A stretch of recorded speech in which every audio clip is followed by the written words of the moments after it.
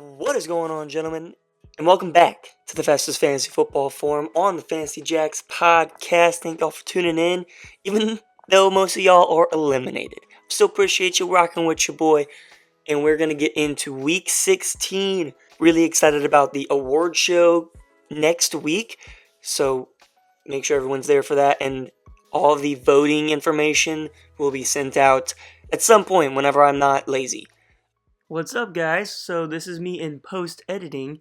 I did some memes for this episode, so if you're listening and you want to see what the memes are, you'll hear them when they pop up. Just go to the YouTube channel. They'll be on the Shorts tab. They'll be the most recently uploaded videos. So hope you guys enjoy that.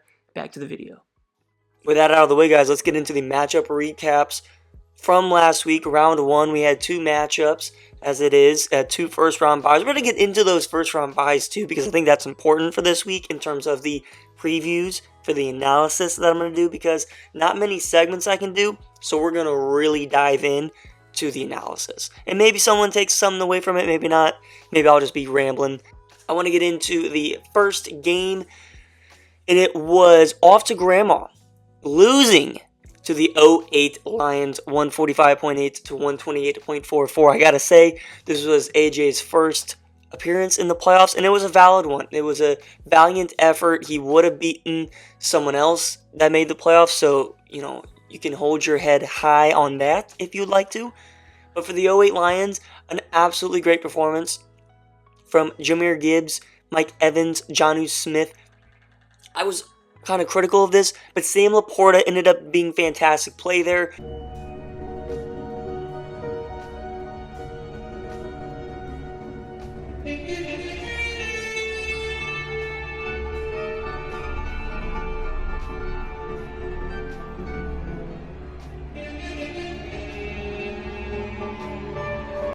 I mean, it didn't end up accounting for a win, but this was in the conversation of a Play of the Week award, so congratulations to you on that one. That was a great play. Quarterback play was a little mid-tier this week, but honestly, besides DK Metcalf and an off-week, possibly injured Saquon Barkley, this team played pretty much as you'd expect.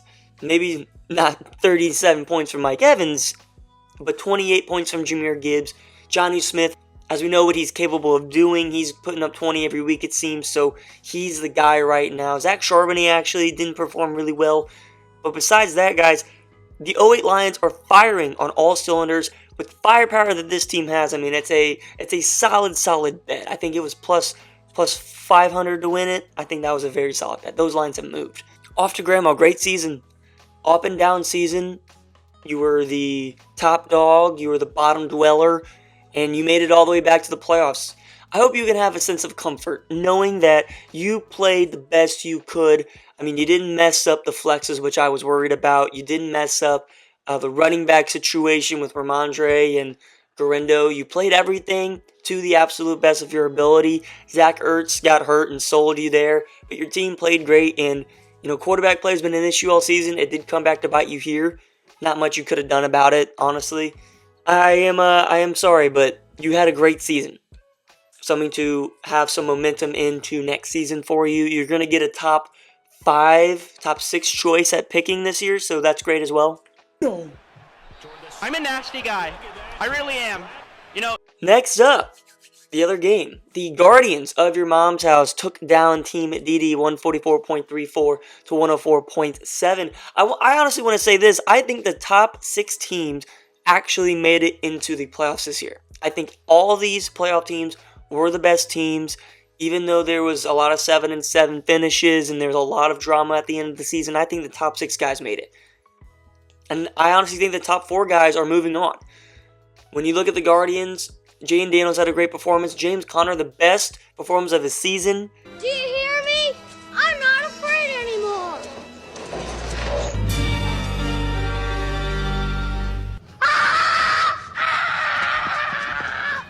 Which is funny because earlier on this season, the Guardians played Team DD, and Alvin Kamara had his best game of the season. He had 44. So Team DD cannot escape the Guardians running backs. But also, you had CeeDee Lamb, you had Jamar Chase, as they've been doing great things. it's looking all right. I mean, there's some injury concerns in this week, and we'll get into that. But when you look at Team Didi, Jalen Hurts and James Cook played fantastic. Nico Collins, despite what that 17 points said, he did not play good. He had 4 catches for 17 yards, and conveniently for him, 2 touchdowns. Take those away, take one of them away, it's a terrible, terrible performance. His team busted in the worst possible time. Derrick Henry, the story of, I think, Team Didi's season, trading for Derrick Henry it came with so much expectation, and it has completely fallen apart. Since trading for him, lost, I think, don't quote me on this, I think he lost 3 of 4 games with Derrick Henry. Maybe 3 of 5, I don't really quite remember, but I think he lost 3 of 4 games. Brock Bowers, no-show. Isaiah Pacheco, no-show. Juwan Jennings, an unfortunate no-show. He had Bucky Irving on the bench. It didn't matter because he lost by so many points. Look, proud of Team Didi for making it back to the playoffs. It's been a couple years. It's been since his first year in the league that he made the playoffs. I get it. The East Division has been really, really tough. So you gotta, respect him for making the trades that he did, going to try and get Derrick Henry. I respect that. Look, I made a big in-season trade for CeeDee Lamb, and that paid off for me as of now. He did it for Derrick Henry, it didn't. Whenever you trade for star players, there is a big risk. You don't automatically win the league like we are kind of just naive and overreactive to. Okay, there's 2 sides to every story. There's a CeeDee Lamb side, there's a Derrick Henry side. There's the Justin Jefferson side, there's the CMC side.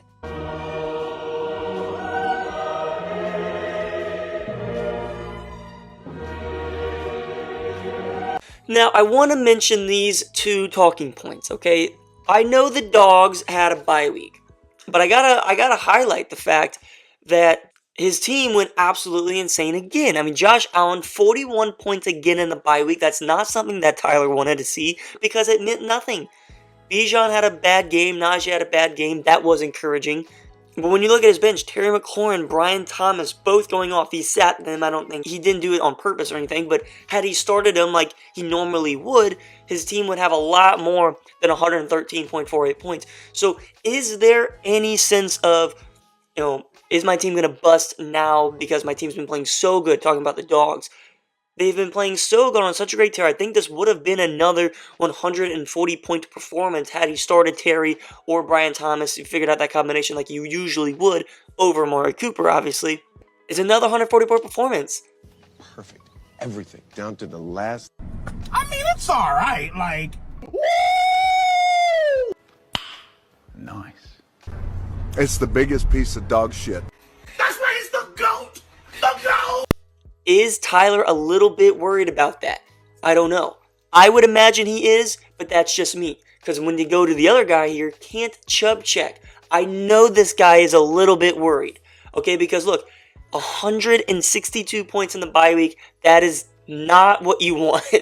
Just plain and simple. Last year when I had the bye week, my team scored 90 points in the bye week, I remember. Or 100 points, 90 points, whatever.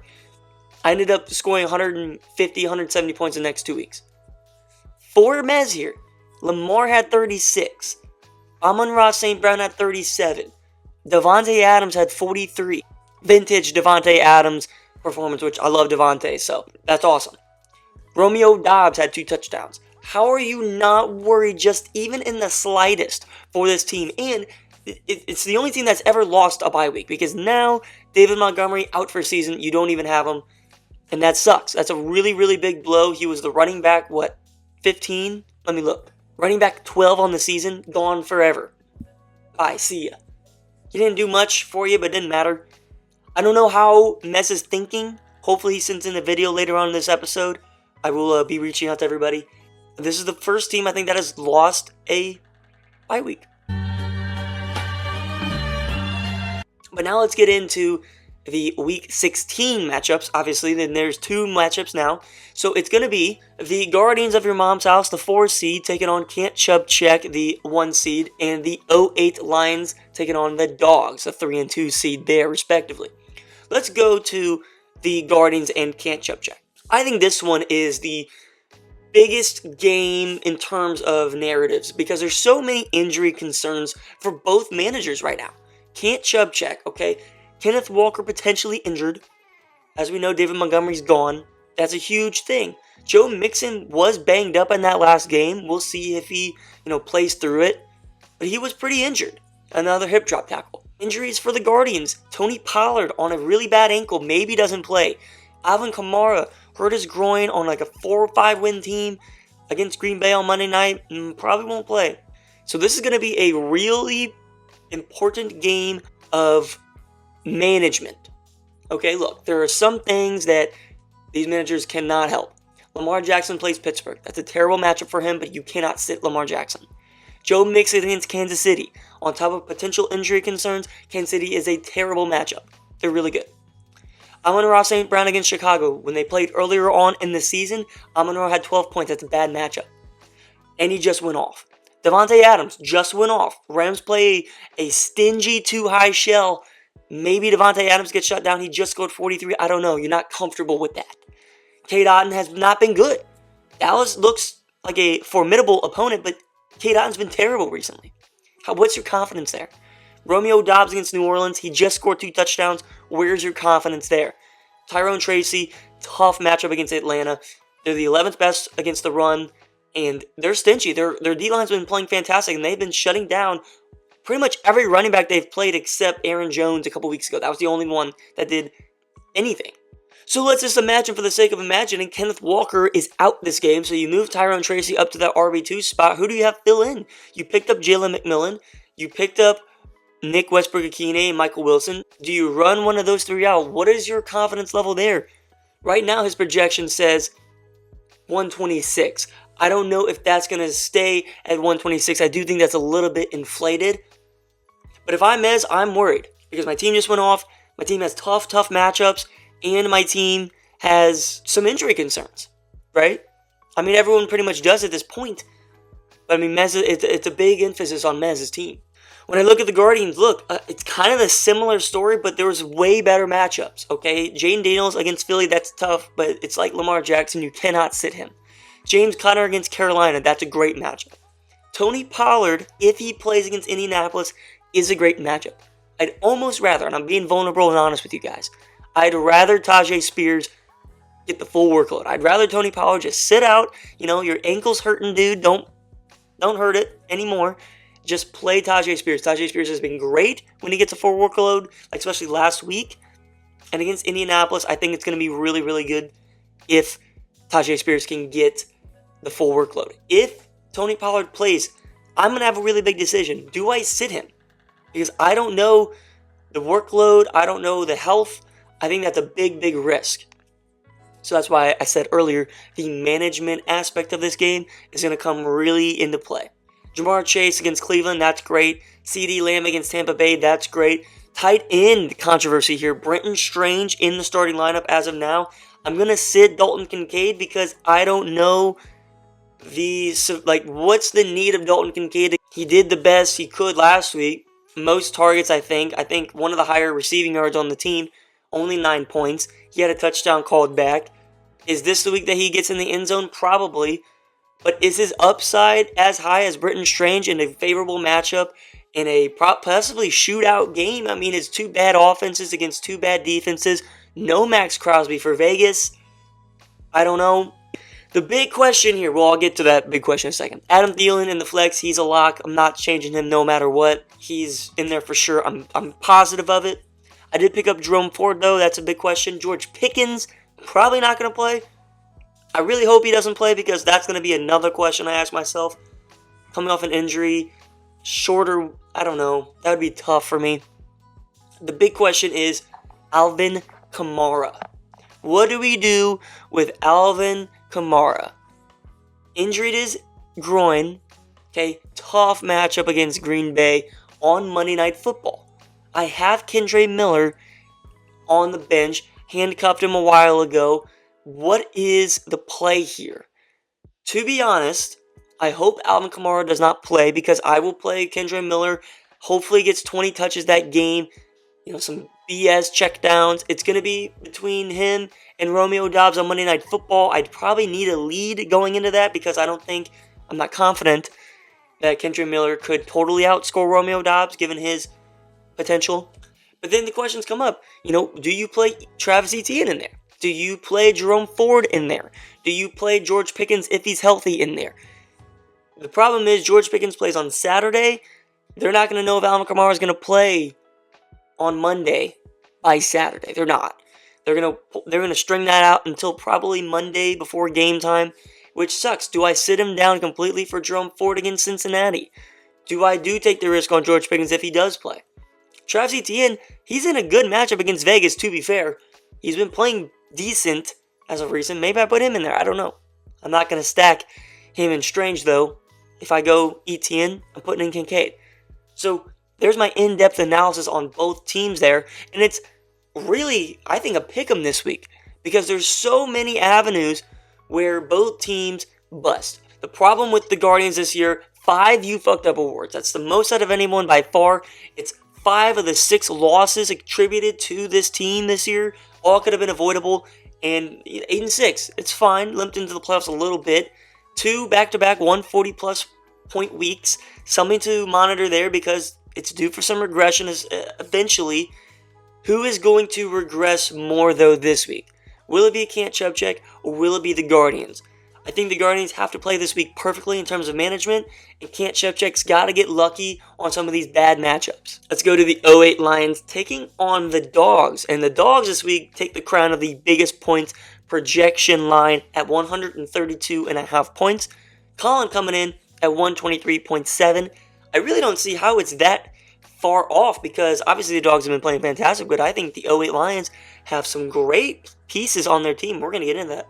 Josh Allen against New England. He's been playing out of his mind. It's almost like scary how good he's been playing because you know he's going to come back to earth at some point. Will it be this week against New England? They don't need him really. I'm afraid that it'll be a big James Cook game, kind of like how Arizona just did against New England. They could just run the ball at will. I think New England's going to be so scared of the pass. James Cook is going to eat a lot of yards this week. Someone to monitor there. Maybe Josh Allen doesn't go off. Bijan against the Giants. I have no idea how this will go because the Giants aren't supposed to be a good run defense, but they've been locking up people. Kamara, Derrick Henry in back-to-back weeks. He didn't play great last week, so I maybe could expect a touchdown there. Najee Harris against Baltimore. What is your comfort level with Najee Harris? Do you sit him down? Serious question. Because Baltimore, you can't really run on Baltimore. He hasn't really been playing good and probably a negative game script. Do you play him? I don't know. Because you can 100% slide Rico Dowdle into that RB2 slot because he has a way better matchup. I think Dallas can put up points better than Pittsburgh can this week. I'm just being honest. If I had to guess, if I had to bet, I would say Rico Dowdle finishes way better than Najee Harris in terms of points. That's going to be something that you have to kind of think about this week too because you do have a lot of pieces. Jameson Williams, Amari Cooper, hell, throw in Quentin Johnson if you want to. I don't care.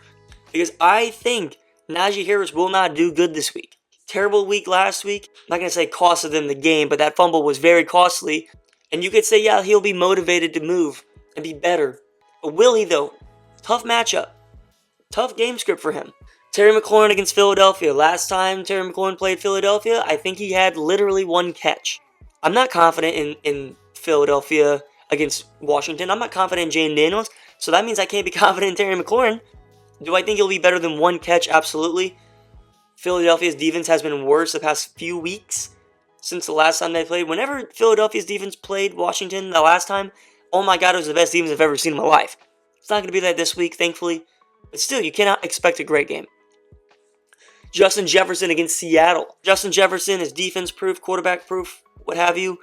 Seattle's pass defense has been pretty good as of recent. Travis Kelce, I'm scared to death of Travis Kelce.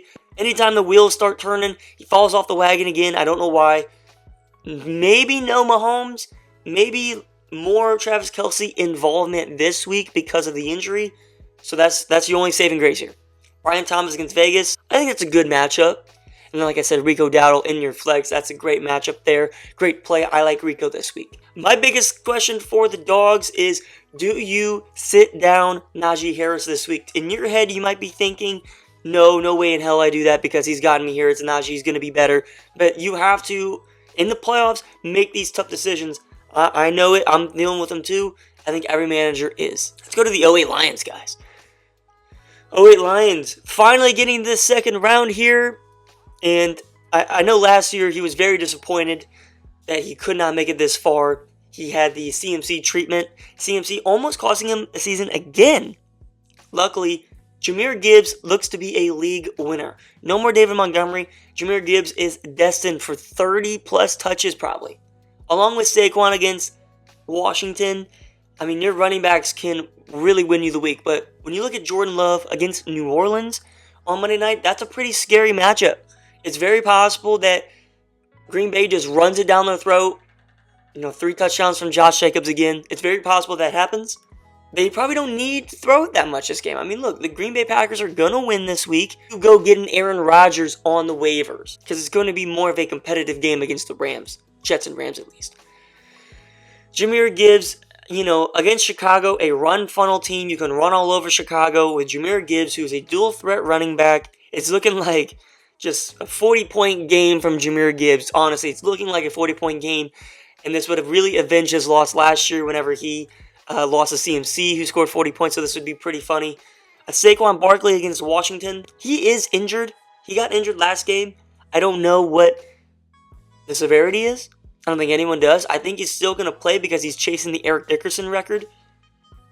But don't be surprised if Kenneth Gainwell is in the game more than wanted, if that makes sense. Saquon, you still got allowed for 15 points, I would say. DK Metcalf. I mean, I don't know how you can play DK Metcalf at this point. I mean, he's been so bad, and it hasn't been like a superstar slump where he's getting the targets and he's just not getting, he's just not producing at all. It's JSN's team now. DK Metcalf is an afterthought, really. And when you look at Minnesota, okay, they're not really giving up the deep ball a lot. So that's kind of where DK Metcalf is at with fades and the goes and the posts. This looks like it's going to be a huge JSN game again. I mean, DK Metcalf might let you down, but hopefully he's been so bad that he's due for a touchdown. It's going to be one of those games where I think he's just due. Mike Evans against Dallas, great matchup. That's a great play. I'd be super excited for Mike Evans if I'm you, Colin. Jonnu Smith against San Fran. I don't know. San Fran's defense doesn't really give up a lot to the tight end position, but Jonnu Smith has been so good and so integral in the Miami offense. I think you can play him with really, really good confidence and expect, 20, 25 points. No Jalen Waddle this week. Tyreek Hill sucks. Devon Achane and Jonnu Smith. That's the name of the game right now. Sam Laporta. Look, Colin, you got away with the Sam Laporta play last week. But don't act like that's going to be the rest of the season. Sam Laporta had the most garbage time stat line I've ever seen in my life. I think he had 2 catches going into the fourth quarter and he finished with 7 for 111. That's so dumb. And you got away with it. It was a great play. Are you going to play that again, running out that 22 personnel when you have Josh Downs, Zach Charbonnet, if Kenneth Walker doesn't play, I'd imagine gets to start over Sam Laporta. I would start Rome Odunze for sure. I mean, he's getting some work now. Detroit is injured to all hell, especially in the secondary. I think you have to start Rome Odunze this week, in my opinion. But Sam Laporta, I don't know. I really don't. I mean, of all the managers that have to make a decision this week, we all have our big questions. This is a really big question for you, Colin, because this could be, with the firepower of Tyler's team, this could be a win or lose question. A win or lose decision. A championship-bound decision possibly rests on the shoulders of yourself, but Sam Laporta. Now again, if Kenneth Walker misses, which I hope he does, Zach Charbonnet obviously gets played. Obviously. But who do you sit him down for? I would imagine Sam Laporta. But last week you sat Rome Odunze down. Ended up being the correct move.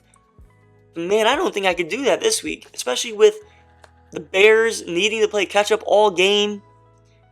I feel like you'd have to sit Sam Laporta. But that's what I'm thinking. So those are the 2 matchups this week, guys. If you want a little update of the championship odds, I think Tyler is still sitting at plus 150. Colin at plus 300. He jumped a little bit. I think Mez at plus 450. And myself, I think at plus 450. I think that's a pick'em right there. And I think the 2 favorites are Colin and Tyler for sure. that's going to be potentially the winner of this game will end up winning the championship. It's a very good possibility. I think it's going to be the best game of the whole season, potentially highest scoring game of the season. Maybe we see some playoff records broken. Highest playoff points scored in a game. It was Dom a couple years ago. Maybe we see some of that this week. There's some areas to attack on both matchups. I think the narrative for this game is firepower. Who's going to score more points is going to be a shootout. And for the other game, it's going to be more of a defensive battle between two great teams. Injury concerns, management concerns. It's going to be a defensive battle. So that's going to do it for me, guys. I don't really have any other things to kind of update you on. I will say I'm super excited for the award show December 28th, Brock. And then I do have a surprise for the show on the 28th. Super excited to share that with you. And like I said, guys, I'm going to send out the voting nominees probably next week, because I want to give everybody one more week to see how the games go. And it's going to be really cool because the real NFL, you have the awards show, I think it's at the day before the Super Bowl, like on that Saturday. So this is going to be really cool because it's going to be kind of the same thing. And then we'll get to watch. I guess we'll have some games going on throughout the week on Thursday and Saturday this week. That's going to do it for me, guys. Hope you all enjoyed. I'll have the record books updated as well for the playoff appearances and stuff for the managers that were eliminated. And, for myself, Colin, Tyler, and Mez, I'm going to go through all that at the award show. It's pretty exciting. So, good luck to everybody this week in the playoffs, man. This is only 2 more weeks, and this is, as of now, the biggest week of the season. See you next weekend, and like I said, good luck.